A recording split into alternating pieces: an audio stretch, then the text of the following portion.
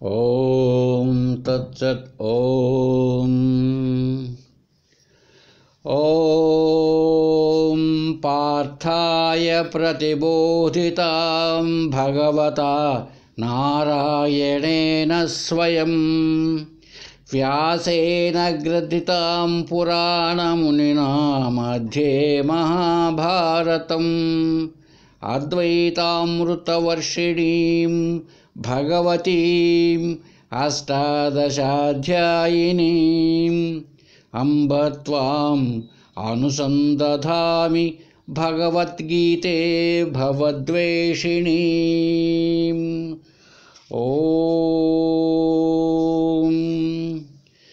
యవ్వనిచే జనించు జగము యవ్వని లోపల నుండు లీనమై యవ్వని ఎందుడిందు పరమేశ్వరుడెవ్వడు మూల కారణంబెవ్వడు అనాది మధ్యలయుడెవ్వడు సర్వము తానైన వాడెవ్వడు వాని ఆత్మభౌని ఈశ్వరునే శరణంబు వేడెదన్.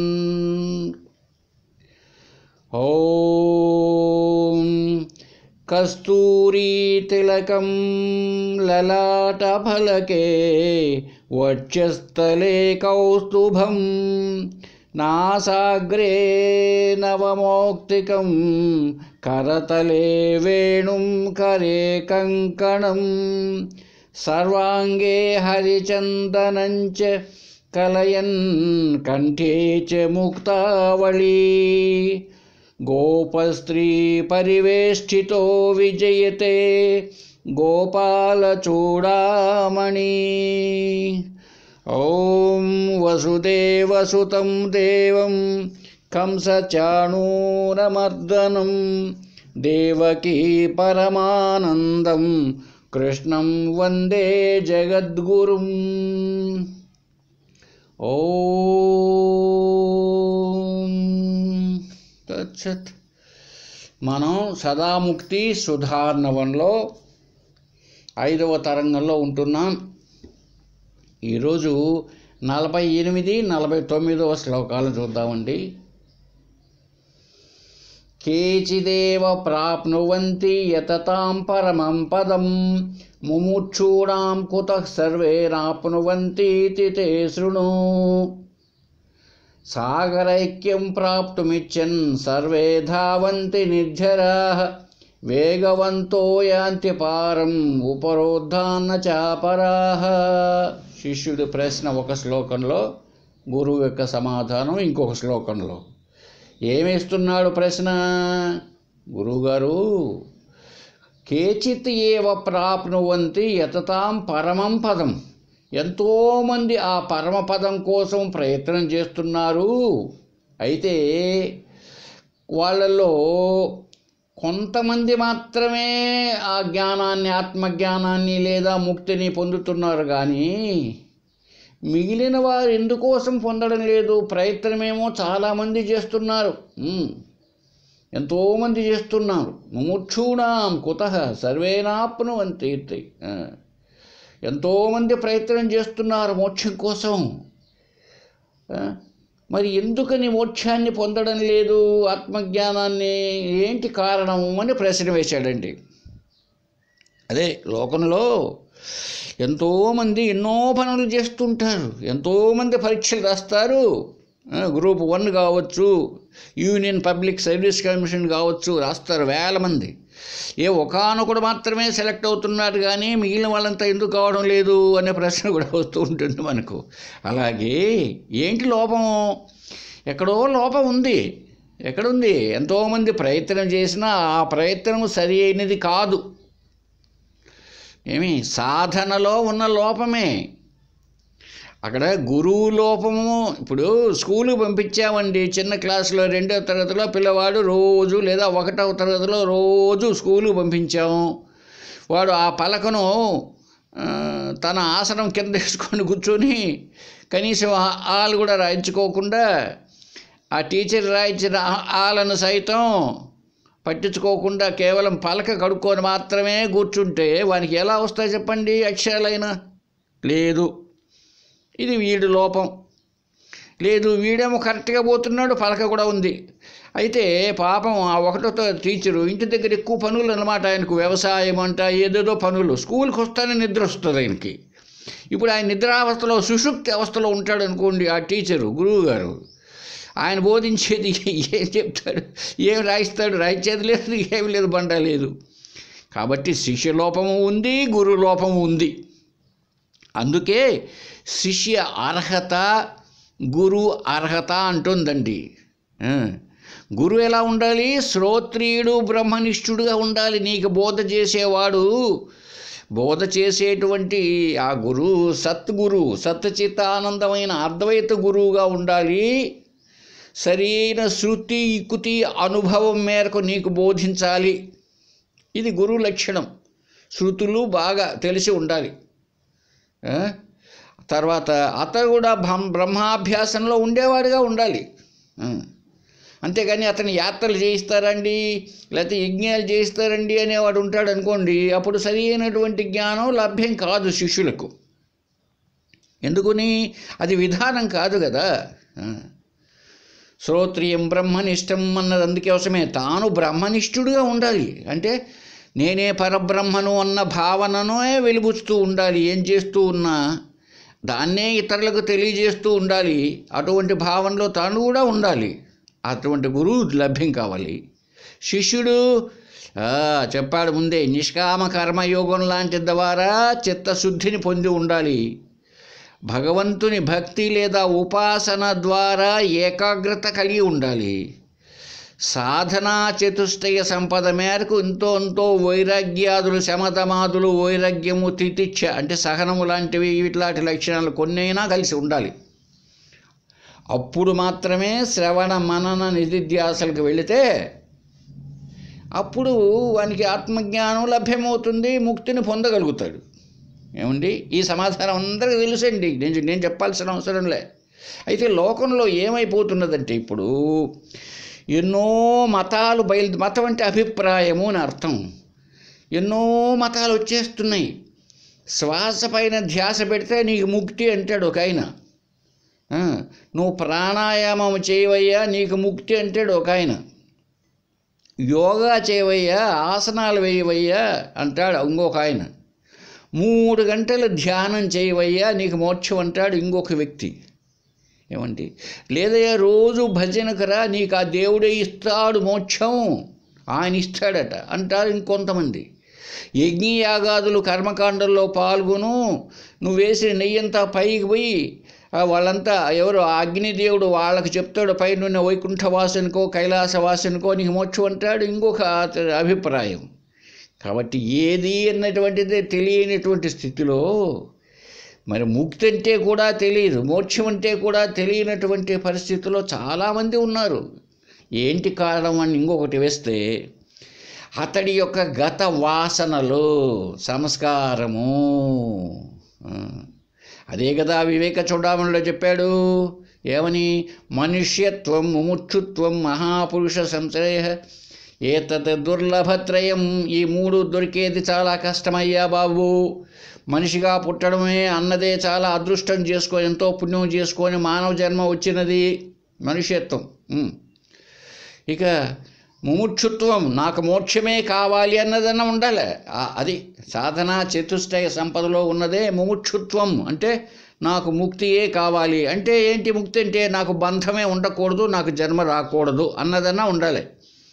ఇది చాలా ముఖ్యమైనటువంటి సాధన. ఆ జిజ్ఞాస తెలుసుకోవాలి, ఆత్మ అంటే ఏంటో, పరమాత్మ అంటే ఏంటో. అలా లేకుండా శ్రీరామచంద్రుడిని, ఆంజనేయ స్వామిని తెలుసుకోవాలని ఉండొచ్చు కొంతమందికి. కొంతమంది ఈరోజు వైకుంఠ ఏకాదశి ఉత్తర ద్వారం నుంచి వెళితే చాలా పుణ్యం వస్తుంది అని పరుగులు పెడుతూ ఉంటారు. కరోనా టైంలో కూడా మరి ఎట్లా వస్తుంది అనుకున్నావు? ఉత్తర ద్వారంలో పోతే అంటే అక్కడ కూడా ద్వారాలు అన్నీ ఉన్నాయా? వాకిళ్ళు మూస్తారా? వైకుంఠంలో కూడా అప్పుడప్పుడు లాక్ చేసుకుంటారు వాళ్ళు కూడా ఇంటికి. కాబట్టి ఈరోజు పటక్కని తెరిస్తే ఆ వాకిలి గుండా పోతే వస్తుందంట ఉత్తర ద్వారం. అంటే ఏమిటి ఉత్తర ద్వారం అంటే? ఉత్తరం అంటే జవాబు, ఆన్సర్. నీ ప్రాబ్లం ఏమిటో, నీ సమస్య ఏమిటో, నీ సమస్యకు లభ్యమయ్యే దారిలో వెళ్ళవయ్యా. నీ సమస్య ఏంటి? జనన మరణాలే నీ సమస్య.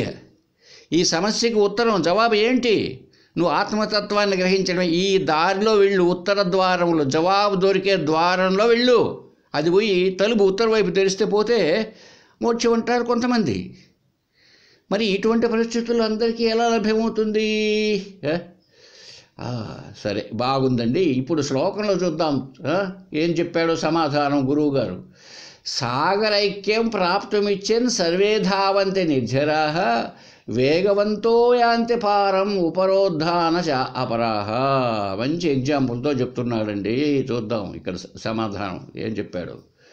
వాక్యార్థ విచారణ చేయు సమకాలమందే సర్వ సంశయాలు తొలగించుకున్న వారికి మాత్రమే సమజ్ఞానం కలుగుతుంది. అదండి, మహావాక్య విచారణ చేస్తూ వస్తే ఆ టైంలోనే సర్వ సంశయాలు పోవాలి. శ్రవణ మనన నిధిధ్యాసల ద్వారా వాక్యార్థ విచారణ చేస్తున్నావు. వాక్యార్థం అంటే ఏంటి? మహావాక్యార్థం. మహావాక్యములు మీకు అందరికీ తెలుసు. 4 వేదాల్లోనూ 4 ఎన్నో ఉన్నాయి మహావాక్యాలు. అయినా 4 మాత్రమే మహావాక్యాలు అంటున్నారు. ప్రజ్ఞానం బ్రహ్మ, తత్వమసి, అహం బ్రహ్మాస్మి, అయమాత్మా బ్రహ్మ. ఇటువంటి వాక్యార్థాలను అర్థం చేసుకొని విచారణ చేసినప్పుడే. అర్థం చేసుకోవడంలో కూడా వాచ్యార్థమును అర్థం చేసుకోవడం కాదు. వాచ్యార్థము వేరే, లక్ష్యార్థము వేరే. ఎంత చెప్పుకున్నాం చాలాసార్లు మనం చెప్పుకుంటే ఎప్పుడు కల్లా. వాచ్యార్థం అంటే చెప్పింది చెప్పినట్టు అర్థం చేసుకోవడం. అంత మాత్రంతో సరిపెట్టుకొని చాలామంది అహం బ్రహ్మాస్మి అంటే నేనెలా అవుతాను బ్రహ్మను, కాబట్టి నువ్వెలా అవుతావయ్యా తత్వమసి అని చెప్తే అతత్వమసి అని వ్యాఖ్యానం చేసేవాళ్ళు కూడా ఉన్నారు ద్వైతుల్లో. నీవు బ్రహ్మవు కావు అది నాకే తెలుసు, ఇంక నువ్వు చెప్పేది ఏంది? కాబట్టి తత్వమసి కాదు, కాబట్టి బ్రహ్మము నేను అలా అవుతానంటాడు. వాచ్యార్థము తీసుకొని కాదు, లక్ష్యార్థాన్ని అర్థం చేసుకోవాలి. లక్ష్యార్థాన్ని గురించి మహావాక్య విచారణ ఈ గ్రంథంలో కూడా మనం చెప్పుకొని ఉన్నాం. ఏంటి అక్కడ? భాగత్యాగ లక్షణ ద్వారా లక్షణ శాస్త్రం కొద్దిగా తెలియాలి. జగత్ లక్షణ, అజగత్ లక్షణ, జగత్ అజగత్ లక్షణ లేదా భాగత్యాగ లక్షణ. ఆ లక్షణ సిద్ధాంతాన్నైనా పట్టుకొని మనం ఆ భాగత్యాగ లక్షణ ద్వారా అర్థం చేసుకున్నప్పుడు నీకు అర్థం అవుతుంది నీవేనని. నేనెట్లా అవుతాను అంటే నువ్వు అయ్యే ఉన్నావు అంటోంది శాస్త్రం. నువ్వు నా మాట వినవు. నీకు సరిపడేటట్లుగా శృతి యుక్తి అసలు దృష్టాంతాలతో సహా చెప్పినా కూడా నీకు బోధపడ్డంలే. మరి ఏం చేయాలి అంటే ఏంటి? నీ సంస్కారం అలా ఉంది. కాబట్టి నీ సంస్కారాన్ని బాగా తుడిచేసుకో. ఒక్కసారి గత జన్మ సంస్కారం తెచ్చుకొని ఉన్నాం అలాగా అజ్ఞానాన్ని. ఆ అజ్ఞానాన్ని పోగొట్టుకోవాలి. మరి ఇప్పుడు అజ్ఞానాన్ని పోగొట్టుకోవాలంటే నువ్వు చేయవలసిన సాధన లేదో గురువుని అడిగి గురువు ద్వారా చెయ్యి. అదే కదా ఉపదేశ పంచకం అన్నారే, సాధనా పంచకం. శంకరాచార్య వారు 5 శ్లోకాలు రాశారు అద్భుతంగా. మళ్ళా చదువుదు కానీ బ్రహ్మసూత్రాలు ఉపనిషత్తులు అటువంటి ఉపదేశ పంచకము లేదా సాధనా పంచకము లాంటి 5 శ్లోకాలలో వెలుగుచ్చేసాడు. మొత్తం వెలుగుచ్చాడండి ఆదిశంకరులు. ప్రతి వాక్యాన్ని కూడా సాధన ప్రక్రియ ఉన్నది. ప్రతి వాక్యంలో సాధన ప్రక్రియ, మెథడాలజీ. వాటిని అర్థం చేసుకొని ఆ మేరకు ఒక ఏదైనా అంతే కదండి, ఒక పద్ధతి. ఇప్పుడు ఒక కార్ డ్రైవింగ్ చేస్తున్నాడు, అతడు కూడా తనకు తెలిసిన అతని దగ్గర కార్ డ్రైవింగ్ నేర్చుకునేటప్పుడు ఇది యాక్సిలేటరు, ఇది బ్రేకు, ఇది స్టీరింగు ఇలా తెలుసుకొని ఉండాలి కదా. అలా తెలుసుకోవాలి. వాక్యార్థ విచారమునందే నీకు సర్వ సంశయాలు పోవాలి. సంశయాలు పోలేదు ఇంకా గురువుని అడిగి తెలుసుకో, లేదా తెలిసిన వాళ్ళ దగ్గర తెలుసుకో, లేదా గ్రంథాల్లో చదువు. అట్లా ఉన్న వాళ్ళకి మాత్రమే ఆత్మజ్ఞానం కలుగుతుంది. అట్టివారు మాత్రమే జీవన్ముక్తిని పొందుతున్నారు. బతికుండగానే అండి మోక్షం. చచ్చిపోతే ఎవడు చూశాడు? చూసి ఇప్పుడే తెలుస్తుంది నీకు బంధం లేదని. అది అద్వైతంలో ఉన్న గొప్పతనం. అంటే నీకు అర్థం కాకపోతే ఏం చేయలేరు, కానీ ఒక్కసారి అర్థం చేసుకోండి ఆనందం. ఇప్పుడు మీకు ఒకతనికి ఒక 5 లక్షల లాటరీ తగిలింది, చెక్కు వచ్చిందండి, ఇంకా క్యాష్ కాలే, బ్యాంకులో ఇస్తే బ్యాంక్ వాళ్ళు దాన్ని ఎక్కడికో ఆ బ్యాంకే పంపించి క్యాష్ తెప్పించి ఇస్తారనమాట. ఇప్పుడు 5 లక్షలు అతని జోబిలో ఉన్నట్ట, కాగితం జోబిలో ఉన్నట్ట చెప్పండి? 5 లక్షలు ఉన్నట్టే క్యాష్ అవుతుంది 4 రోజులకి. అలాగే విదేహముక్తి ఎలా వస్తుంది? జన్మరాహిత్యమే వచ్చేది. అయితే ఇప్పుడు తెలుస్తుంది జీవన్ముక్తి. అది గొప్పతనం అద్వైతంలో. ఇప్పుడు 5 లక్షలు వచ్చినట్టే కదండి, క్యాష్ చెక్ వచ్చిందంటే క్యాష్ పంపిస్తారు, 6 రోజులకి పట్టచ్చు అంతే. నీకు ఉన్నట్టే, నీ బ్యాంక్ అకౌంట్లో 5 లక్షలు ఉన్నట్టే అర్థం. అది జీవన్ముక్తి. అంటే బ్రతికుండగానే ఈ శరీరంతో బంధం అన్నది లేదు అని అర్థమైపోతుంది. ఇది జీవన్ముక్తి. జీవన్ముక్తి అనే పేరు అదే. బ్రతికుండగానే మోక్షం. విదేహముక్తి, దేహం పోయిన తర్వాత మోక్షం, అంటే మళ్ళీ జన్మ రాకుండా. కాబట్టి అట్లాంటి వాళ్ళు మాత్రమే, అన్ని సంశయాలు పోగొట్టుకున్న వాళ్ళు మాత్రమే. అంతేగాని ఏ గుండు కొట్టించుకోను, లేకపోతే జుట్టు పెంచుకోను, గోర్లు పెంచుకోను, గడ్డం పెంచుకొని నేల ఆనేటట్లుగా మెడలో రుద్రాక్షమాలలతో విరాజిల్లుతూ ఒళ్ళంతా విభూది లేకపోతే 3 నామాలు పెట్టుకుంటూ తెల్లవారు లేచి బాగా మంచి మేకప్, రకరకాల మేకప్లు వేసుకుంటూ ఉంటే మాత్రం మోక్షం కాదండి. సంశయాలు పోగొట్టుకోవాలి నువ్వు. అది చూడంత గొప్పగా చెప్తున్నాడు. అలా కాకుండా అయితే ఇంకొంతమంది కొంచెం మిడిల్ క్లాస్ ఉండొచ్చు, లేదా అధమ సాధకులు అంటామే, వాళ్ళకి పాపం సంశయాలు పోలేదు. ఈ జన్మలో కొంతకాలం సాధన చేస్తారు, లేదా మళ్ళీ వచ్చే జన్మలో కానీ అదే భగవద్గీతలో చదువుకొని ఉంటమే మనం 6వ అధ్యాయంలో ఏమని, సాధన చేస్తూ చేస్తూ చనిపోతే కృష్ణ చనిపోయినాడు అనుకో, శరీరం వదిలేశాడు, అప్పుడు అతని గతి అధోగతనా అని అడిగితే చెప్తాడు, లేదయ్యా నువ్వు ఎక్కడ స్టాప్ చేసావో సాధనను మళ్ళీ అక్కడ నుంచే నువ్వు మొదలు పెడతావు, మంచి జ్ఞానుల ఇండల్లో కానీ మంచి ధనవంతుల ఇండల్లో కానీ పుడతావు, నీ సాధనకు ఎటువంటి అడ్డం లేదు అని కూడా చెప్పడం జరిగింది అక్కడ. కాబట్టి నువ్వు అధమ సాధకుడిగా ఉండినా నువ్వు ఈ జన్మలో కానీ తర్వాత జన్మలో కానీ సరి అయిన సాధన అన్నది కానీ ఉంటే అప్పుడు నువ్వు శ్రవణాధికం చేసి అసలైనటువంటి జ్ఞానాన్ని పొందుతాడు. కాబట్టి దీంట్లో వెనక ముందు అనేది ఏం లేదు ఏమి. కాబట్టి ఇదే చెప్పాడండి, వేగవంతో యాతి పారం, వేగవంతంగా ప్రవహిస్తున్నాయంట కొన్ని. ఏవి, పర్వతాలపైన పడిన వర్షం కొండలపైన పడింది ఎక్కడో, అది రాను రాను వాగులుగా వంకలుగా ప్రవహిస్తూ నదులుగా తయారై చివరికి ఎత్తు ఉన్న చోట ఆగిపోవడం, బాగా ప్రవాహం ఉన్న చోట బాగా లోతులో ప్రవహించడం, ఇంకా మరి లోయలు ఇట్లా చోటు ఉంటే కొత్త ఈరిపోవడం, చివరికి ఏమవుతాయి, చివరికి అన్నీ వెళ్ళి సముద్రంలో చేరిపోతాయి. ఇక సముద్రంలో చేరిన తర్వాత నదులు అన్న పేరు లేదండి ఇక. అది చూసారా. కాబట్టి అట్లాగే ఈ జీవులు కూడా ఆ సాధనలో రకరకాల ఎత్తు పల్లాలంతా చూస్తూ జ్ఞానంలో ఎక్కువ తక్కువలు ఉండవండి. వాళ్ళ చిత్తాన్ని మనసును బట్టి ఉంటుంది. కాకపోతే వీడు కొంచెం కష్టపడిన సాధకుడైతే త్వరలో జీవన్ముక్తిని పొందుతాడు. ఇతరులు విదేహముక్తి అయినా పొందగలుగుతారు మార్గంలో ఉంటే. ఆ మార్గంలో ఉంటే జీవన్ముక్త సుఖం లేకుండా విదేహముక్తి అంటే చనిపోతే పుట్టకుండా ఉండడమైనా లభ్యమవుతుంది. లభ్యం కాకుండా పోదు. ఆ పర్వతాలపైన పడిన వర్షం బాగా పడింది అనుకోండి, నదులుగా పారితే ఎక్కడ నిలిచిపోతుందా? తర్వాత సముద్రానికి పోయి కలిసిపోవలసినదే. అంటే తమ స్వరూపం అనకూడదు అక్కడ, తమ రూపాన్ని చెడిపేసుకొని అంతటా ఉన్న బ్రహ్మస్వరూపంలోకి ఐక్యమైపోతారు అంటూ ఉంటామే. బ్రహ్మ ఐక్యం అంటే అదే.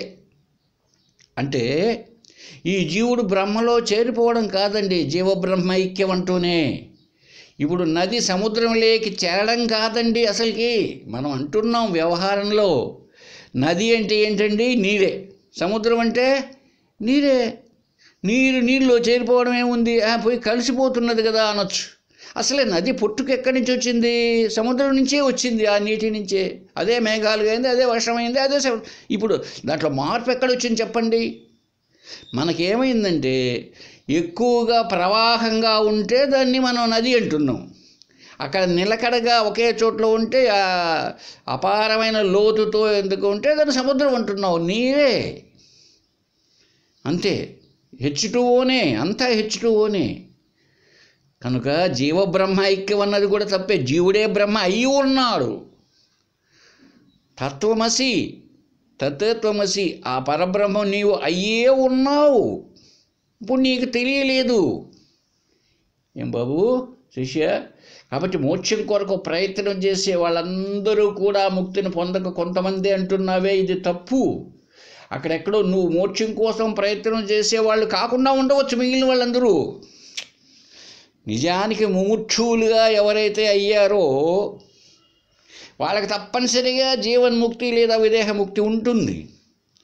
అలా కాకుండా నువ్వు అనుకున్నట్టు వాళ్ళందరూ కూడా మోక్షం కోసం ప్రయత్నం చేసే ముముక్షువులు కాదు. కొంతమంది యోగా చేసేవాళ్ళు ఉండొచ్చు, కొంతమంది భక్తులు భజన చేసేవాళ్ళు మాత్రమే ఉండొచ్చు, కొంతమంది ధ్యానంలోనే ఉండేవాళ్ళు ఉండొచ్చు, కొంతమంది ఆ వైకుంఠానికో కైలాసానికో లేకపోతే పోయేవాళ్ళుగా ఉండొచ్చు. నువ్వు అందరినీ ముముక్షువులు, మోక్షం కోసం ప్రయత్నం చేసేవాళ్ళు అని నువ్వు అనుకుంటే సరిపోదు. అసలు మోక్షం అంటే ఏమిటో, మోక్షం అంటే ఏంటి? బంధం నుంచి వెళ్ళిపడ్డం. అది ఉందేమో అడుగు. ఒక ఆయన్ను ఆ నామాలు పెట్టుకొని పోతాంటాడు ఎక్కడికి భజనకు. ఆయన అడుగు, ఏమయ్యా నువ్వు జన్మరాహిత్యం కోసమా అని అడుగు. అసలు జన్మ అంటే ఏంది అడుగు, బంధం అంటే ఏంటో అడుగు ఒకసారి. ఏం చెప్తాడు? లేదయ్యా నేను రామ అంటే చాలు, శ్రీరామ రామ రామేతి రమే రామే మనోరమే సహస్రనామ తత్తుల్యం రామనామ వరాననే అని ఉండలేదా ఈరోజు విష్ణు సహస్రనామంలో? కాబట్టి రామ అంటే చాలంటే 1000 సార్లు అన్నదాంతో సమానం. కాబట్టి నేను రామ అనుకుంటూ ఉంటా. ఇంకంతకంటే ఏం కావాలండి? నామముతోనే వెళ్తానంటాడు అతను. ఎక్కడికి వెళ్తాడో తెలియదు, ఎక్కడికి వెళ్ళాలనుకుంటున్నాడో. చాలామంది అంటూ ఉంటారు నామం పట్టుకో, నామం పట్టుకో అంటే పేరు పట్టుకోవాలంటే. అంటే భగవంతుడికి ఒక పేరు ఉంది, ఆ పేరుని పట్టుకో. అసలు నామరూపాలు మిథ్య. అటువంటివన్నీ పట్టుకున్న వాళ్ళు ఉంటారు. వాళ్ళందరినీ నువ్వు ఏమనుకుంటున్నావు శిష్య? వాళ్ళంతా కూడా మోక్షం కోసం ప్రయత్నం చేసేవాళ్ళు అని అనుకుంటున్నావు. అది చాలా పొరపాటు. నువ్వు అనుకున్నదే పొరపాటు. నిజానికి ఎవరైతే జిజ్ఞాసువులుగా ఉంటారో, అదే కదా భగవద్గీతలో చెప్పేది. 4 రకాల భక్తులు ఉన్నారయ్యా అర్జున. ఆర్తో జిజ్ఞాసురర్థ చే జ్ఞానీ చ భరతర్షభ. గీతా జయంతిలో జ్ఞాపం చేసుకో శ్లోకాన్ని. ఆర్తుడు కష్టాల్లో ఉండేవాడు. ఏదో జబ్బు వచ్చింది స్వామి వెంకటరమణ అంటాడు. లేదు ఆర్తుడు కష్టాల్లో ఉన్నాడు అనుకో, ఏదో సమస్య వచ్చి పడింది, ఎక్కడికో ట్రాన్స్ఫర్, ఇక్కడి నుంచి ఎక్కడికో దూరానికి ట్రాన్స్ఫర్, అప్పుడు స్వామి వెంకటరమణ. అలా కాదు, ఎలక్షన్స్ వచ్చినాయి, పంచాయతీ ఎలక్షన్స్, ఆయన కమిషనర్, ఎలక్షన్ కమిషనర్ గారికి పాపం చాలా తొందరగా ఉందంట, తొందరగా ఈ పంచాయతీరాజ్ ఎలక్షన్స్ జరిపేయాలంట ఆయన. దానికోసం నువ్వు ఏ మండలాధీశుడో జిల్లాధీశుడో కావాలనుకుంటాడు అనుకో ఒకడు. అప్పుడు ఆయన వెంకటరమణ నువ్వేనయ్యా కాపాడాలా, నువ్వే నాకు అన్ని ఓట్లు వచ్చేట్టుగా చెయ్యి, నేను ఓటుకు 1000 రూపాయలు 2000 ఇచ్చి కొనుక్కుంటాలే, నువ్వు సాయం చేసాలు ఇలా అంటాడు. కాబట్టి వీళ్ళందరూ మూర్ఛులు కాదు, ఆర్తులు. తర్వాత రెండోవాడు అర్థార్త్రి. అర్థము అంటే సంపద కావాలని కోరేవాడు, సంపదల కోసం కోరేవాడు. నేను వ్యాపారం చేస్తున్నాను, వ్యాపారం చేస్తున్నా, నాకు రూపాయికి 10 పైసలు కాదయ్యా బాబు, నాకు రూపాయికు 90 పైసలు లాభం రావాలి. నేను చేసే వ్యాపారంలో రూపాయికు 90 పైసలు రావాలి. కాబట్టి బియ్యపు మూటలో 1 కేజీ రాళ్ళు కాదు, సన్న రాళ్ళు కాదు, ఒక 100 కేజీల బియ్యపు మూటలో 10 కేజీలు రాళ్ళు కలుపుతున్నాను అయ్యా ఇప్పుడే నేను, అయినా లాభం రావడం లేదు స్వామి వెంకటరమణ, లాభాలు పెరగడం లేదు, అంతస్తు పైన అంతస్తు కుదరడం లేదు. వీడు అర్థ సంపాదన ఏమి అంటుంది ఇంట్లో, పొరుగింటి మీనాక్షమ్మను చూశారా వాళ్ళ ఆవిడ చేసేని అంటుందన్నమాట. ఈయన ఆఫీస్లో గుమస్తా, ఏమండి ఆ మీనాక్షమ్మను చూసారా పక్కింట్లో ఉంది, ఆమె మెడ నిండా నగలే, మరి వాళ్ళ భర్త ఒకే ఆఫీసులో పనిచేస్తున్నాడు, మీరు ఒకే ఆఫీసులో పనిచేస్తున్నారు, ఆమెకి ఎన్ని నగలో, నాకు మెడలో ఒక నగ కూడా లేదు, మీరు ఏంటండి ఏం సంపాదిస్తున్నారు, అసలు టేబుల్ కింద చేయబెట్టండి మహానుభావా అంటే, నా వల్ల కావడం లేదు టేబుల్ కింద చేయబెట్టడానికి అంటాడు. పాపం. కాబట్టి వెంకటరమణ మా ఆవిడ తిడతా ఉందే, నాకెట్లా వస్తుందయ్యా సంపాదన అంటాడు. ఈడు ఆర్తుడు, రకరకాల వాళ్ళు ఉండాలండి. ఇంకొకడు మూడోవాడు జిజ్ఞాసు, తెలుసుకోవాలని. ఏం తెలుసుకోవాలి? ఆత్మ అంటే ఏమిటి, బ్రహ్మ అంటే ఏమిటి, జగత్ అంటే ఏమిటి, జీవుడు అంటే ఏమిటో ఇది తెలుసుకోవాలి. అంతేగాని సీతమ్మ మంచి పతివర్తేనా, ద్రౌపది మంచి పతివర్త అయినా ఇలాగా కాదు. ఆ చీరలు ఇప్పుతూ ఉంటే అందరూ ఎందుకు చూస్తూ ఉన్నారు, అన్ని చీరలు ఇప్పేసాడా, ఒకటి మిగిలిందే, ఆ చీరలు అంటే ఒక చీర ఇప్పేసి ఇంకొక చీరనా, ఆమె జాయింట్ కుట్టి ఉన్నారా, చీరలు కదండి ఇప్పింది, చీర ఇప్పడం కాదు చీరలు కదా. మరి ఒక చీర, ఒకటి నైలాన్ చీర, ఒకటి సిల్క్ చీర, ఒకటి నేత చీర, అన్నీ జాయింట్ చేసి పెట్టున్నారా కృష్ణుడు అక్కడ ఏమైనా? ఇవి కాదు తెలుసుకోవాల్సింది ఆత్మతత్వాన్ని. అటువంటి జిజ్ఞాసు ఏమి ఆర్తో జిజ్ఞాసతి జ్ఞానీచ, జ్ఞాని ఇతడు జ్ఞాని, నేనే పరబ్రహ్మను. కాబట్టి అటువంటి వాడే నాకు మిక్కిలి భక్తుడు. జ్ఞానీమే మత, జ్ఞానియే నేనయ్యా, ఇంక రెండోవాడు లేడు అర్జున.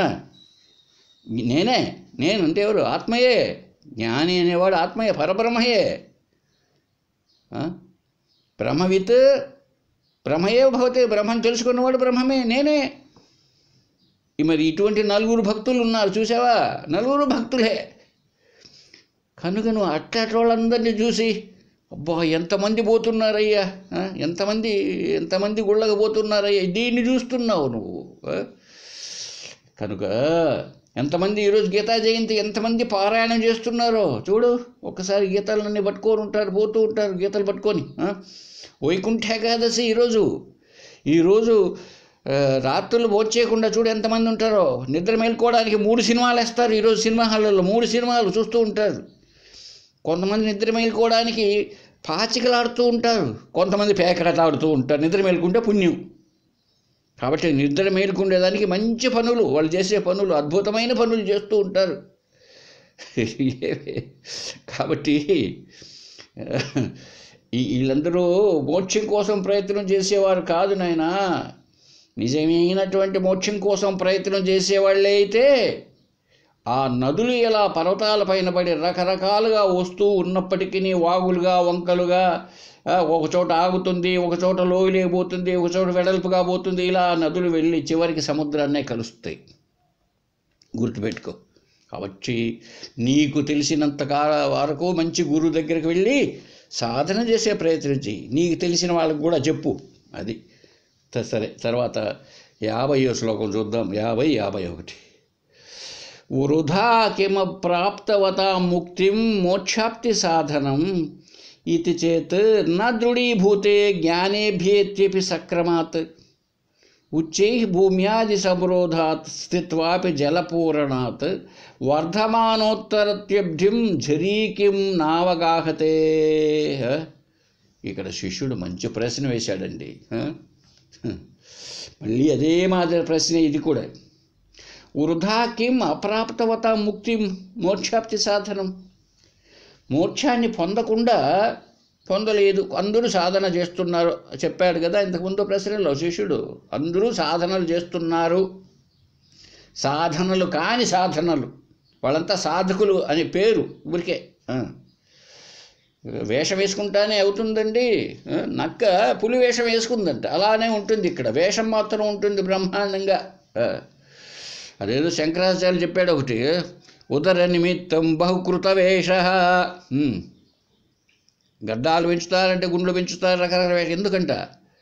ఉదర నిమిత్తం, పొట్ట కోసం కొంతమంది పేరు కోసం బ్రహ్మాండమైన భక్తుడిని నేను అనిపించుకుంటే నా గొప్ప మర్యాదల సంఘంలో. ఈనాడు ఏమైపోయిందంటే ఇదొక పెద్ద పిచ్చి అయిపోయింది అందరికీ.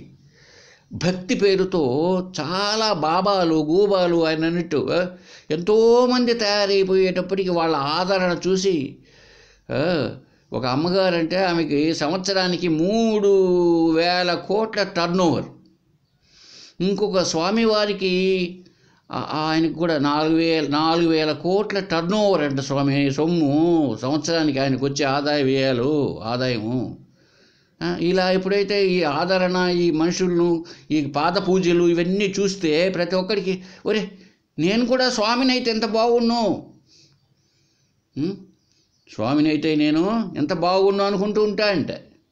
నిజమైన స్వామి లేక పామా ఆయన భగవంతుడికి తెలియాలి. ఇక్కడ ఏం ప్రశ్న వేస్తున్నాడంటే అదే ప్రశ్న. మోక్షమును పొందలేదు కొంతమంది అనుకుంటే వాళ్ళ సాధనలంతా వ్యర్థమేనా, ఇంకా వాళ్ళకి తరించే మార్గమే లేదా? పై ప్రశ్నతోనే అండి ఇది. అదే మొదటి ప్రశ్న ఇది కూడా. పైన ఏం ప్రశ్న వేసినాడు, మోక్షం కోసం ప్రయత్నం చేసే వాళ్ళందరూ కూడా ముక్తిని పొందకుండా కొంతమంది మాత్రమే పొందుతున్నారు స్వామి, దానికి కారణం ఏమిటి అని పై ప్రశ్న. ఇదే మోక్షం పొందని వాళ్ళ సాధనలు చేశారు కదా, అవంతా వేస్టేనా? మోక్షం పొందకపోతే వాళ్ళు తరించడానికి ఇక వేరే అవకాశమే లేదా అని అన్నాడండి. వాళ్ళు నిజమైన సాధకులుగా ఉండి సాధనా మార్గంలో, సాధనా పంచికం అని చెప్పేమే 40 మెథడ్స్ రాశాడు దాంట్లో శంకరాచార్యులు, 40 టోటల్గా. అవి స్టార్ట్ చేసింటే తరించబడతారు, లేకపోతే లేదు. అసలు సాధన కాదు.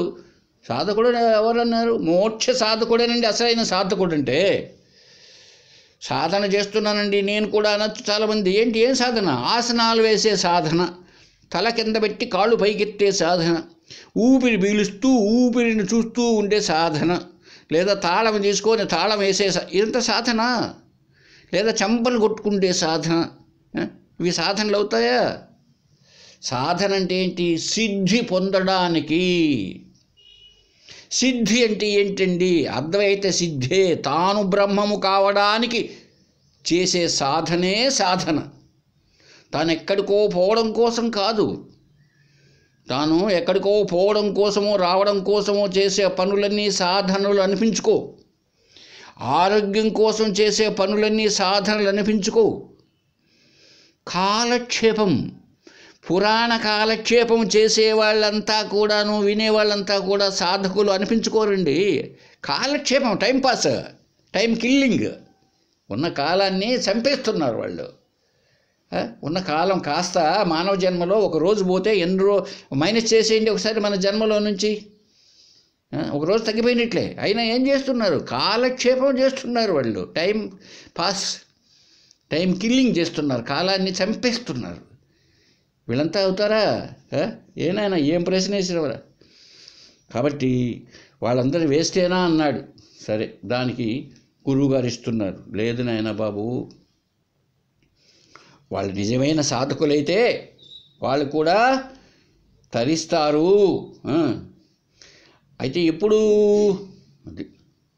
ఇప్పటికిప్పుడే శ్రవణకాలమునందే జ్ఞానం కలగలేదనుకో. జనక మహారాజుకు శ్రవణకాలమునందే మననము నిధిధ్యాసన సరిపోయినాయంట. ఉత్తమ సాధకులకైతే ఉత్తమ సాధకులకైతే నిజానికి శ్రవణకాలంలోనే వాళ్ళు అక్కడే మనస్సు తర్కిస్తుంది, నిశ్చయిస్తుంది. తర్కించడమే మననము, నిశ్చయించడమే నిధిధ్యాసన. ఇప్పుడు అంతవరకు వద్దండి.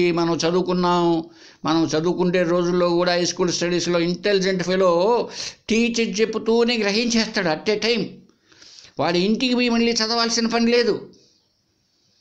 సరే, ఒకడు ఏం చేస్తాడు, అక్కడ విన్నాడు, టీచర్ చెప్పింది, ఇంటికి వచ్చి 1-2 చదివాడు, అయిపోయింది. ఒకడేం చేశాడు అంటే, నాకు నవ్వు వస్తుంది. మేము ట్రైనింగ్లో ఉన్న రోజుల్లో మా రూమ్మేట్ ఉండేవాడు. ఒక సినిమాకి వచ్చేవాడు కాదు, బయటికి కూడా అలా వచ్చేవాడే కాదనమాట. ఎప్పుడు చూసినా పుస్తకం. అతడు అనేవాడు, ఏంటి ఎప్పుడు పుస్తకాన్ని ఖర్చుకొని పడుకొని ఉంటావే నువ్వు అంటే, అతడు అనేవాడు, మీకేంటయ్యా నువ్వు అన్నీ చేస్తున్నా, పెడుతూ ఉన్నా, అన్ని చోట్ల తిరుగుతూ ఉన్నా, అన్ని వేరే లైబ్రరీ పుస్తకాలు అన్నీ చదువుతూ ఉన్నా కూడా నీకేమో మంచి మార్కులు వస్తున్నాయి. నేను పుస్తకం పట్టుకొని ఉన్నావు ఎంతసేపు అని అంటున్నావు, కానీ నాకు వచ్చేది ఏ పరీక్షలు పెట్టినా క్వార్టర్లీ కానీ హాఫ్-ఇయర్లీ కానీ నాకు వచ్చేది 35-40 మార్కులే కదా, చూస్తున్నావు కదా. నేను ఇంత మాత్రం పట్టకపోతే నాకు ఎన్ని వస్తాయి? 4-5 వస్తాయి, అంతే కదా అన్నాడు. కాబట్టి అందువల్ల ఇంటెలిజెంట్గా ఉన్నవారికి ఒక్కసారి మాత్రమే, అంటే ఇంటెలిజెంట్ అంటే ఏంటండి? అదే బుద్ధి కుశలత. క్షురస్య ధార అని ఎక్కడో చెప్తుంది కఠోపనిషత్తులో.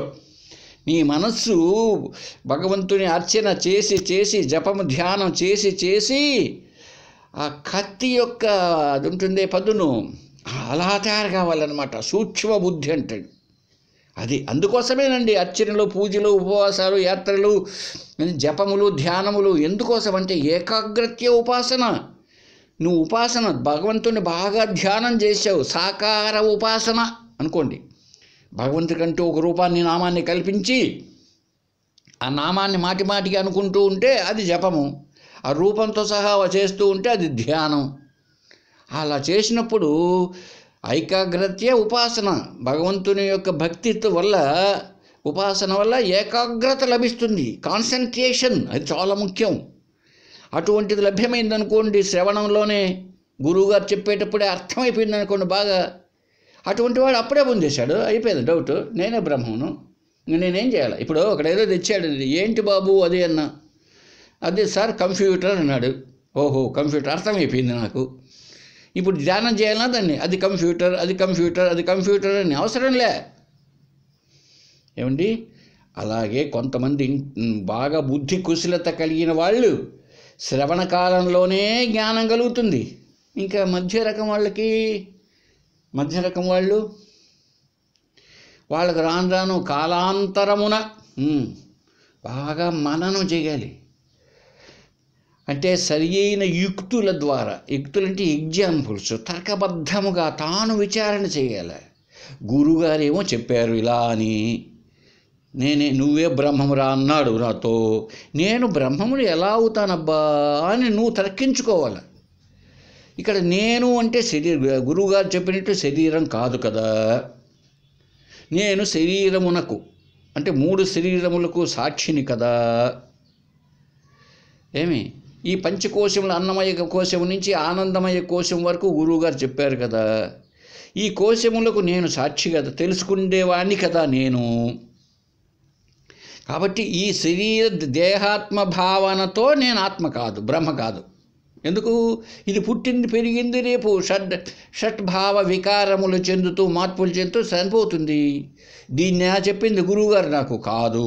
కాబట్టి ఎవరు బ్రహ్మస్వరూపము? నేను తెలుసుకుంటూ ఉండ తెలివి జ్ఞానం, అది నేను. కాబట్టి జ్ఞానము అనేటప్పటికీ, చిత్ అనేటప్పటికీ అది ఉన్నదే కదా, నాకు ఉన్నది. ఆ ఉన్నది అంటే ఏంటి? అస్థి, సత్తే కదా. ఎస్. కాబట్టి సత్ చిత్తులే కదా ఆత్మ అంటే సచ్చిదానందమే కదా ఆత్మ అంటే. సచ్చిదానంద రూపం నేనే కదా. కాబట్టి బ్రహ్మ ఎవరు? ఇప్పుడు సచ్చిదానందమే బ్రహ్మ. సత్యం జ్ఞానం అనంతం బ్రహ్మ అని కదా ఉపనిషత్తు చెప్పినది. ఇప్పుడు సత్యం జ్ఞానం నేనే కదా, కాబట్టి నేను బ్రహ్మని. రైట్, సరిపోయిందండి, సరిపోయింది. ఇలాగా చేయడం మననము అంటారు. ఏమండి? ఇలా చేస్తారు. ఇలా చేసినప్పుడు ఏమైపోయిందంటే, ఇప్పుడు ఆ గురువుగారు చెప్పిన దానికి, తాను తర్కించుకున్న దానికి, అంటే మననం చేసిన దానికి సంశయాలు తొలగిపోయినాయి. ఇప్పుడు ఒకవేళ అప్పటికీ నిధిధ్యాసన చేయడం అంటే ధ్యానం చేయడం, భావన చేయడం. ఎలాగా? మనోబుద్ధ్యహంకార చిత్తాదినాహం నా శ్రోత్రం న జిహ్వా న చఘ్రాణ నేత్రే న చవ్యోమ భూమిర్న తేజో న వాయు చిదానందరూప శివోహం. నిధిధ్యాసన అంటే అదే నేను అన్నటువంటి భావనను మాటికి భావించడం, ఇదే ధ్యానం. అయితే అది సగుణ ధ్యానము, ఇది నిర్గుణ ధ్యానము. సగుణ ధ్యానం అంటే ఏంటండి? అంటే ఒక పేరు, ఒక ఆకారము. ఇప్పుడే చెప్పుకుంటే కస్తూరి తిలకం లలాట ఫలకే, ఆ లలాటమున కస్తూరితో తిలకం పెట్టుకున్నా అంట. వచ్చేస్తలే కౌస్తుభం, ఎదురుమున కౌస్తుభ హారంలో ఉంది కౌస్తుభం. నాసాగ్రే నవమౌక్తికం, ఆ ముక్కు కోసం ముక్కు ఉడక ఒకటి ఉంది బాగా తళతళ అంటూ. ఇలాగా గుణములు, రూపాలు, విశేషాలతో ఒక ఆకారాన్ని కల్పించుకొని చేస్తే సగుణ ధ్యానం అవుతుంది. పరమాత్మకు రూపనామాలు ఎక్కడ వెయ్యా అంతటా వ్యాపించి ఉంటే ఇది హయ్యెస్ట్ ధ్యానం, ఇది నిధిధ్యాసన. మరి ఎలాగా పరమాత్మ సర్వవ్యాపకుడు, ఈ మనసు బుద్ధి చిత్తం అహంకారములతో ఉండేవాడు కాదు, ఈ ఆకాశము పంచభూతాలతో ఉండేవాడు కాదు. కనుక నేను అటువంటి పరబ్రహ్మనే, ఆ చిత్ ఆనంద స్వరూపమైన శివ నేనే, ఆత్మను నేనే, ఇలాగ భావన చేయడాన్ని నిధిధ్యాసన అన్నారు. ఇలాగా చేస్తూ వస్తే వాళ్ళు కూడా ముక్తులవుతారు నాయన. అది అంటే శిష్యుల ప్రశ్న ఏమిటి?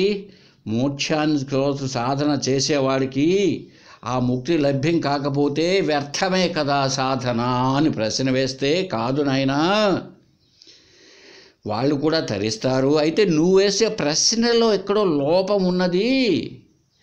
వాడు నిజమైన మూఢుత్వం అనే సాధనా చతుష్టయ సంపద కలిగిన వాడైతే తన బంధాన్ని తొలగించుకోవాలి అనే జిజ్ఞాస అతడికి ఉంటే అతడు శ్రవణంతో చేస్తాడు గురువు దగ్గర. చేసినప్పుడు శ్రవణకాలమందే కొంతమందికి సంశయాలు పోతాయి, నిశ్చయ జ్ఞానం కలుగుతుంది. నువ్వు చెప్పేవాళ్ళు అటువంటి వాళ్ళు కాదనుకుంటే వాళ్ళు మళ్ళీ మననము, నిధిధ్యాసన లాంటివి ఏమి చెయ్యాలా. అలా చేసినప్పుడు వాళ్ళకు కూడా జ్ఞానం కలుగుతుంది, వాళ్ళు కూడా తరించబడతారు. కాకపోతే ఇక చెప్తున్నాడు, వర్ధమాన ఉత్తరత్యభ్యం ఝరీకీం నావగాహతే. వర్షపు నీరు పడింది, ఒక మంచి దృష్టాంతం ఇస్తున్నాడు. వర్షపు నీరు పడింది కొండలపైన, అక్కడి నుంచి ప్రవహించింది అనుకో. అప్పుడు ప్రవహించినప్పుడు ఏమవుతుంది? ఎత్తైన చోట్ల పడితే నీరు కొంతసేపు అక్కడ ఆగునిట్టు ఉంటుంది. దానికి ఎదురుగా ప్రవాహం ఉందండి. ఎదురుగా ఎత్తైన ప్రదేశం వచ్చితే ఏదైనా కొండో లేకపోతే చిన్న దిబ్బలాగా ఏదైనా ఎత్తుగా ఉంటే అక్కడ ప్రవాహంలో కొంచెంసేపు ఆగినట్టు ఉంటుంది. అలా కాకుండా కొంచెం తగ్గు ప్రదేశంలో ఉంటే వేగంగా పోయినట్టు ఉంటుంది. ఉరవడి అంటారే, ఉరవడో అది అక్కడ వేగంగా ప్రయాణం చేస్తుంది. నీరు ఇంకా ఎక్కువైపోయింది అనుకో, పొంగిపోయి ప్రవహించిపోతుంది చివరికి. మరి అక్కడ చిన్నదిగా ఉన్నది ఆగింది, ఆగినట్టుగా ఉన్నది, మరి ఇక్కడ ప్రవహిస్తున్నది కదయ్యా అంటే అదే సాధకులలో ఉన్న తేడా. మంచి జ్ఞానం పొందినటువంటి మంచి బుద్ధి, ఏకాగ్రత, ఉపాసన చేసి బాగా సాధించినటువంటి వాడికి ఎలా ఉంటుంది? నది పొంగిపోయినట్టు ఉంటుంది చూసారండి, ఉప్పొంగిపోతూ ఉంటుంది. మరి ఎక్కువ వర్షాకాలంలో చూస్తే మనకే చాలా స్పీడ్గా వెళుతూ ఉంటుంది. అలా వెళ్ళి సముద్రంలో కలుస్తారు వాళ్ళు. కొంచెం మధ్య రకంగా ఉంటే వాళ్ళకి ఆటంకాలు అన్నమాట. మధ్యలో సాధనలో సరైన బుద్ధి నిశ్చేత లేదు కాబట్టి ఎన్నో ఆటంకాలు వస్తాయి. ప్రతిబంధకాలు అంటారు వీటిల్ని. మరి ఈ గ్రంథంలో ఉందో గతంలో చెప్పుకొని 3 రకాల ప్రతిబంధకాలు. భూత ప్రతిబంధకం, గతంలో చేసుకున్నటువంటి సంస్కారం వల్ల గతంలో నుంచి వచ్చిన ఆటంకము. వర్తమాన ప్రతిబంధకం, ఇప్పుడు జన్మనెత్తావు వచ్చావు, ఇప్పుడు నీకుండేటువంటి ఆటంకాలు ఎన్నో చెప్పడానికే లేదు. ఎగ్జాంపుల్ చెప్తే ఈరోజు గీతా జయంతి, కనీసం గీతా పారాయణం అనేటప్పటికీ ఏమి గీతాపారాయణం చేయాలనుకున్నా అంటే ఆయన ఈరోజు మంచి రోజు కదా, భార్య అన్నది మళ్ళీ చదువుకుంటూ పుస్తకం ముందు మార్కెట్కి పోయిరా కూరగాయలు లేవని అయిపోయి కాస్త చూసారా. ఇది ఆటంకం అంటే ఇంకేదో కాదు. ఇప్పుడు అతను ఏం చేశాడు, ఆ భగవద్గీతను అక్కడ పెట్టేసి మార్కెట్కి వెళ్ళి అక్కడ వాళ్ళతో కేజీ వంకాయలు 50 రూపాయల. ఏమయ్యా ఇంత ధరలు పెరిగిపోయినాయి, ఈ పరిపాలన వేస్ట్, విచ్ఛిన్నం, ఇది అసలు సరిలేదు, ఈ పరిపాలన సరిలేదు. అంతకుముందు ఉన్న ముఖ్యమంత్రి ఉన్నప్పుడు 5 రూపాయలకి ఇస్తాను వంకాయలు, 50 రూపాయలు అయినాయా అని కాసేపు వాళ్ళతో కొట్లాడి తలకాయ తిక్క తెచ్చుకొని ఇంటికి వచ్చేటప్పటికి ఇంక భగవద్గీత పారాయణం కాస్త పోయింది. వర్తమాన ప్రతిబంధకం. 3వది భావి ప్రతిబంధకం. రాబోయే ఆటంకాలు కూడా కొన్ని ఉంటాయంట తర్వాత కాలంలో. అంటే 3 రకాలైనటువంటి ఆటంకాలు ఉంటాయి. అందువల్ల మన సంకల్పం ఎలా ఉండాలి? ప్రతిబంధరహిత బ్రహ్మ సాక్షాత్కార జ్ఞాన సిద్ధిర్థం జపే వినియోగ. మీరందరూ చాలామంది వినే ఉంటారు దీన్ని. నాకు ఎటువంటి ఆటంకాలు లేకుండా నిశ్చయమైన బ్రహ్మజ్ఞానం కలుగుగాక, అందుకోసం జపం చేస్తున్నాను అన్నటువంటిది. కనుక ఇట్లా ఉంటాయన్నమాట కొంతమంది సాధకులకు. పాపం గతంలో చేసుకున్నటువంటివి, ప్రస్తుతం అతని యొక్క కర్మలు. ఒకసారి అందుకే వామదేవుడికి 3 జన్మలు పట్టిందంట, 3 జన్మలు. మరి జడభరతుడు కూడా చూసాము మనం, జడభరతోపాఖ్యానంలో 3 జన్మలకు కానీ రాలేదు, ముక్తికి లభ్యం కాలే. అలాగా ఆటంకాలు ఉన్నప్పుడు కొంతకాలం ఎక్కువ పడుతుంది. ఇప్పుడు 10th క్లాస్ బాగా రాయలే, ఇంగ్లీషు మ్యాథ్స్ సైన్స్ 3 సబ్జెక్ట్స్ అయిపోయినాయి, వాడు ఫెయిల్. అంతే కదండి, 10th క్లాస్లో పోలే. మళ్ళీ వాడు ఏం చేశాడు, నెక్స్ట్ అక్టోబరా, ఇప్పుడు ఏదో మళ్ళీ అప్పుడైనా పరీక్షలు జరుపుతారండి, రిజల్ట్స్ వచ్చిన నెలకి. ఒకప్పుడు అక్టోబర్లో అనేవాళ్ళు. జరిగితే ఆ 3 సబ్జెక్టులు రాశాడు, 2 పాస్ అయినాడండి, ఇంగ్లీషు సైన్స్. మ్యాథ్స్ అలాగే మిగిలింది. మళ్ళీ మార్చికి ఫీజు కట్టాడు, మళ్ళీ మార్చికి ఫీజు కడితే ఆ మ్యాథ్స్ పాస్ అయినాడు. ఇప్పుడు మొదటివాడు 1 సంవత్సరం ముందు వెళ్ళాడు, వీడు నెక్స్ట్ ఇయర్ పోతున్నాడు ఇంటర్మీడియట్లో. సంవత్సరమే కదా తేడా. వీడికి అర్హత వచ్చిందా లేదా? వచ్చింది మరి. కాబట్టి సాధనలో ఉన్నప్పుడు ఇలా ఉంటుంది. అందుకే ఉదాహరణ ఇచ్చాడండి. ఈ వర్షపు నీరు ప్రవహించేటప్పుడు ఎత్తైన చోట్ల ఆగుతుంది, నీరు ఎక్కువైతే పొంగి ప్రవహిస్తుంది, చివరికి ఎక్కడికి పోతుంది? అన్నీ కలిసినా ఎక్కడికి వెళ్ళాలి? సాగరానికే చేరతాయి కదా. అలాగే సాధకులలోని రకాలను బట్టి, జిజ్ఞాసులలో ఉన్నటువంటి స్థాయి భేదాన్ని బట్టి, వాళ్ళ గురువుగారు బోధించే దాన్ని బట్టి అన్నీ అనుకూలించి ఎటువంటి ప్రతిబంధకాలు లేకుండా ఉన్నట్లయితే శ్రవణ మాత్రం చేతనే నిశ్చయ జ్ఞానం కలుగుతుంది నాయన శిష్య. లేకపోతే మననము నిధిధ్యాసనము. అందుకే కఠోపనిషత్తు చెప్తుంది, చాలామందికి శ్రవణమే లభ్యం కాదంట. ఎంతో గత జన్మలో ఎంతో పుణ్యము చేసుకుంటేనే సరి అయిన అద్వైత జ్ఞానాన్ని అందించేవాడు లభ్యమవుతాడు. లేకపోతే ద్వైత జ్ఞానమే నీ బ్రతుకు ఎంతసేపు మునికి నీళ్ళలో మునిగి, పుష్కరాలకు వెళ్ళి మునికి నీళ్ళలో మునిగి, లేకపోతే యాత్రలకు వెళ్ళి అక్కడ తలకాయ బద్దలు కొట్టించుకొని రావాల్సిందే, తప్పదది. కాబట్టి సంస్కారం చాలా ముఖ్యమైనటువంటిది. శరీర గురువే లభ్యం కాడు, శ్రవణమే లభ్యం కాదు. అసలు శ్రవణాన్ని పోదామనుకుంటే ఎన్నో ఆటంకాలు వస్తాయి. అసలు బుద్ధి పుట్టనివ్వదు నీకు బుద్ధి పుట్టనివ్వదు. ఎందుకంటే శ్రవణం ఇక్కడ జరుగుతూ ఉండి అక్కడెక్కడో కళ్యాణం పెట్టారనుకోండి, వెంకటేశ్వర కళ్యాణం. ఈరోజు రాజంపేటలో అక్కడెక్కడో గీతా సంఘం వాళ్ళు గీతా పారాయణం బహుశా చేస్తూ ఉండవచ్చు. అదే ఇంకొంతమంది భక్తులు వెంకటేశ్వర కళ్యాణం పెట్టారంటే ఎక్కడో ఒక చోట, ఆ కళ్యాణానికి ఎక్కువ మంది పోతూ ఉంటారు. గీతా పారాయణానికి కూర్చుండే వాళ్ళు 5 మందో 10 మందో. మళ్ళీ భోజనానికి రావచ్చండి, చాలామంది భోజనాలు పెడతారు కాబట్టి భోజనాలు చాలామంది రావచ్చు. మరి ఇలా ఉంది. శ్రవణమే సరిగా లభ్యం కాదే, ఇక మనన నిధిధ్యాసలు ఎలా ఉంటుంది? ఈ 2 అసలైన నిజమైన సాధన ఏమిటి? యాజ్ఞవల్కుడు చెప్తాడే మైత్రేయితో, ఓ మైత్రేయి, ఆత్మావారే ద్రష్టవ్య, ఆత్మనే తెలుసుకోవాలి.